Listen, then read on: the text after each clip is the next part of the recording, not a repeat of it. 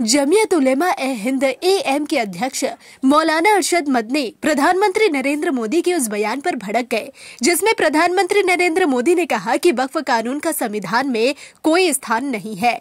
रविवार को उन्होंने पटना में आयोजित संविधान बचाव एवं राष्ट्रीय एकता सम्मेलन में कहा कि कल को तो PM मोदी रोजा, नमाज, जकात और हज पर भी प्रतिबंध लगा देंगे।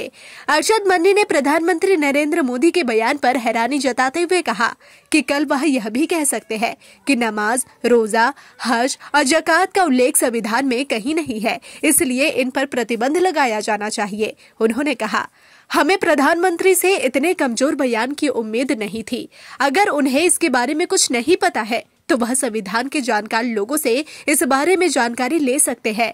अरशद मदनी ने दावा किया कि वक्फ संपत्तियों को नष्ट करने और जब्त करने का रास्ता साफ करने वाला यह विधेयक अगर संसद में पेश किया गया तो जमीयत हिंदू, अन्य अल्पसंख्यकों और सभी धर्मनिरपेक्ष विचारधारा वाले लोगों के साथ मिलकर देश भर में इसका विरोध करेगी। उन्होंने कहा कि मुसलमान कोई भी नुकसान बर्दाश्त कर सकता है, लेकिन शरीयत में कोई दखल अंदाजी बर्दाश्त नहीं कर सकता। उन्होंने कहा कि प्रधानमंत्री को पता होना चाहिए कि वक्फ इस्लाम का भिन्न अंग है और इसका उल्लेख हदीस में मिलता है, जो हमारे पैगंबर द्वारा कहे गए शब्द है।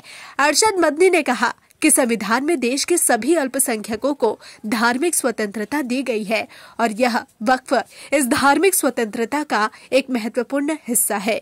जमीयत प्रमुख ने कहा, यह हमारा धार्मिक मामला है, इसलिए इसकी रक्षा करना और इसे जीवित रखना हमारा धार्मिक कर्तव्य है।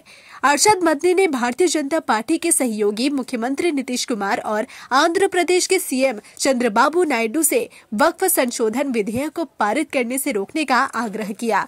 उन्होंने कहा कि अगर ऐसा किया गया तो मुसलमानों की पीठ में छुरा घोंपने के समान होगा। यह दोहरी राजनीति अब नहीं चल सकती कि आपको हमारा वोट मिले और सत्ता में आकर इस वोट का इस्तेमाल आप हमारे ही खिलाफ करें।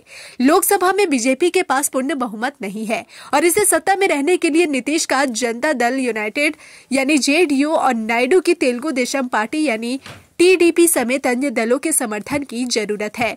अरशद मदनी ने असम के मुख्यमंत्री हिमंता बिस्वा शर्मा के बयानों की भी निंदा की। हिमंता बिस्वा शर्मा झारखंड विधानसभा चुनाव के लिए बीजेपी के प्रभारी थे।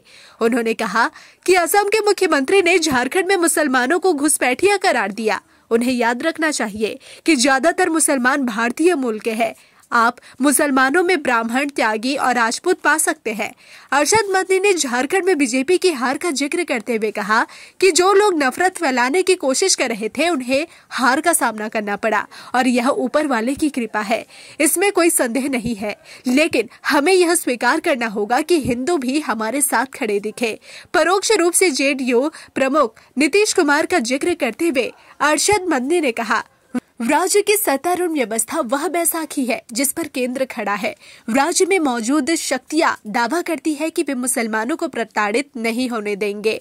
अगर वे खुद को धर्मनिरपेक्ष कहते हैं तो उन्हें इस पर अपनी स्थिति स्पष्ट करनी चाहिए।